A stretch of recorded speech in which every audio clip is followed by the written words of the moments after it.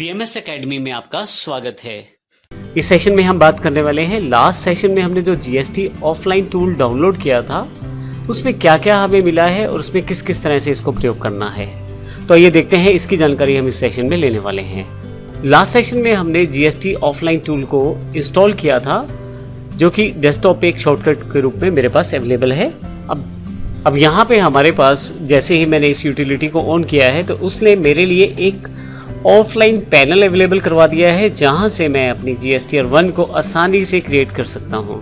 इसके लिए यदि आप देखें तो सेक्शन बने हुए हैं, upload new invoice, other data for return, open downloaded return file from GST portal, open downloaded error file from GST portal. 3 section है। पहले में मैं अपने इनवॉइसेस ऐड कर सकता हूँ। दूसरे सेक्शन में अगर कोई रिटर्न फाइल GST पोर्टल से डाउनलोड की गई है तो उसे मैं यहाँ से ओपन कर लेता हूँ। तीसरे सेक्शन में जब भी हमने GSTR 1 को अपलोड किया, अगर उसमें कोई एरर्स हैं, कुछ ऐसी चीज़ें हैं जिसकी वजह से हमारा रिटर्न प्रॉपर्ली फाइल नहीं हो पा रहा, उसके कारण एक एरर फाइल वहाँ अवेलेबल हो जाएगी। उस एरर फाइल को मैं डाउनलोड करके चेक कर सकता हूँ और देख सकता हूँ मेरे पास क्या क्या प्रॉब्लम आई हैं। लेकिन अभी हम जो इस सेक्शन में बात करेंगे, हमारे लिए सबसे इम्पोर्टेंट ये upload new invoice other data for return है, जहां हम अपना इनवॉइसेस को क्रिएट कर सकते हैं। ये पहला तरीका है। मैं इसको बंद कर देता हूं यहाँ से। ये पहला तरीका था जिससे आप ये कार्य कर सकते हैं। लेकिन आप चाहें तो यहाँ पे एक मेथड और हमारे पास अवेलेबल है। यहाँ पे इस मेथड को समझने के लिए सबसे पहले GSTR 1 एक्सेल वर्कबुक टेम्पलेट हमारे पास दिया गया है, इसको ओपन कर लेते हैं हम यहाँ पे।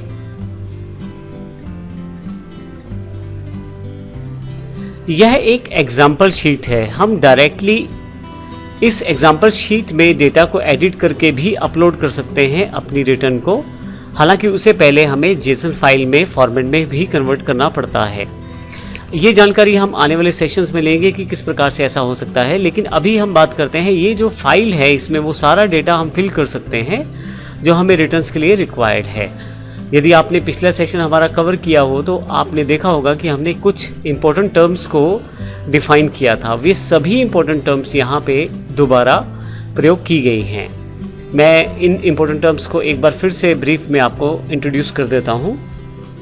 ये वही टर्म्स हैं जो हमारे पास एक्सेल में शीट्स के नाम्स के साथ अवेलेबल हैं। B2B, जब एक रजिस्टर्ड बिजनेस से दूसरे रजिस्टर्ड बिजनेस को सप्लाई की जाती है, इसमें मैन्युफैक्चरर से होलसेलर, होलसेलर से डीलर इत्यादि का एक चैन रहता है।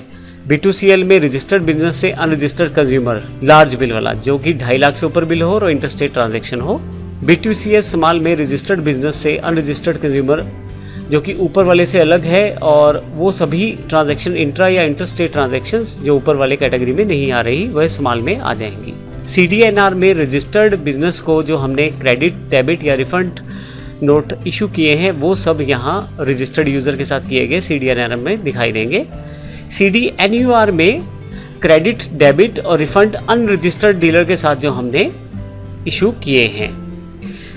EXP में एक्सपोर्ट से रिलेटेड इन्फॉर्मेशन देनी है। AT में एडवांस टैक्सेबिलिटी, जो हमने एडवांस अमाउंट कलेक्ट किया हुआ है, हमें उस पर टैक्स देना पड़ता है। ऐसे केस में वो अमाउंट का और उसका टैक्स कैलकुलेशन का इन्फॉर्मेशन AT में आएगा। लेकिन अगले महीने जब उस एडवांस अमाउंट को एडजस्ट किया जाएगा तो ATA-DJ में, अर्थात एडवांस एडजस्टेड वाले ऑप्शन में इसको दिखाया जाएगा। EXEMP अर्थात एग्जम्प्टेड वाले और नील रेटेड सप्लाई के लिए इस शीट को चुना जाएगा। HSN कोड की इन्फॉर्मेशन देने के लिए HSN को। डॉक्स इंपॉर्टेंट पार्ट है।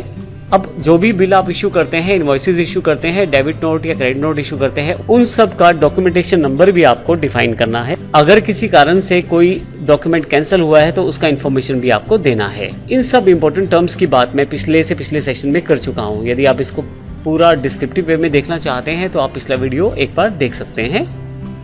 अब यदि आप देखें तो नीचे की तरफ B2B, B2CL, B2CS, CDNR, CDNUR, export, AT adjustment, exempted supply या नील सप्लाई के लिए HSN, डॉक्स और मास्टर को छोड़ देते हैं। अभी डॉक्स तक सारी शीट्स को जो नाम दिए गए हैं एग्जैक्टली वही हमने इंपॉर्टेंट टर्म्स में डिफाइन किए हैं। और असल में ये जब हम B2B शीट को ओपन करेंगे तो B2B से रिलेटेड इन्फॉर्मेशन हमें यहाँ सेव करनी है, B2CL की इन्फॉर्मेशन हमें यहाँ सेव करनी है, इस तरह की अलग अलग शीट्स के नाम के अकॉर्डिंग हमें इन्फॉर्मेशन यहाँ सेव करनी है। फाइनली शीट मास्टर है। मास्टर का बेनिफिट आपके लिए नहीं है, असल में वो इस एक्सेल को कुछ वैल्यूज़ प्रोवाइड करता है इस मास्टर शीट के साथ, तो आपके लिए इसका कोई प्रयोग नहीं है। ये केवल एक्सेल की अपनी इंटरनल वर्किंग के लिए इसका प्रयोग किया गया है। इसके अलावा सेक्शन वाइज CSV फाइल्स यहाँ पे दिखाई गई हैं। ये वही फाइल्स हैं जो आपने अभी एक्सेल में देखी है, लेकिन यहाँ पे CSV फॉर्मेट में है और अलग अलग कैटेगरी को अलग अलग फाइल में दिखाया गया है। जैसे कि AT एडवांस टैक्सेबिलिटी के लिए, AT adjustment advance taxability adjustment के लिए, B2B जो हमने शीट्स अभी देखी थी वही वाला पार्ट, लेकिन अलग अलग फाइल में इसे दिखाया गया है। फाइनली अब वापस आते हैं यहाँ से। इसके अतिरिक्त एक रीडमी फाइल है जो इंस्ट्रक्शन फाइल है, आप इसको किस तरह से इंस्टॉल करेंगे उसकी इन्फॉर्मेशन है। और इनवॉइस अपलोड ऑफलाइन यूटिलिटी की स्टेप बाय स्टेप एक PDF मैनुअल और गाइड भी दी गई है आपको, जिसमें इंडेक्स दिया गया है, आप किस प्रकार से इसको इंस्टॉल करेंगे, किस तरह से कार्य करने वाला है, आप अपनी GSTR रिटर्न बनाने के लिए किस प्रकार से इसका प्रयोग कर सकते हैं। एक एक इन्फॉर्मेशन यहाँ पे दिखाया गया है। इस इन्फॉर्मेशन को रीड आउट करके आप आसानी से GSTR 1 को ऑफलाइन मोड में तैयार कर सकते हैं और फाइनली जब वह तैयार हो जाए तो उसे अपलोड भी कर सकते हैं। अब इसका बेनिफिट ये है कि डिटेल इन्फॉर्मेशन यहाँ पे दिखाई गई है।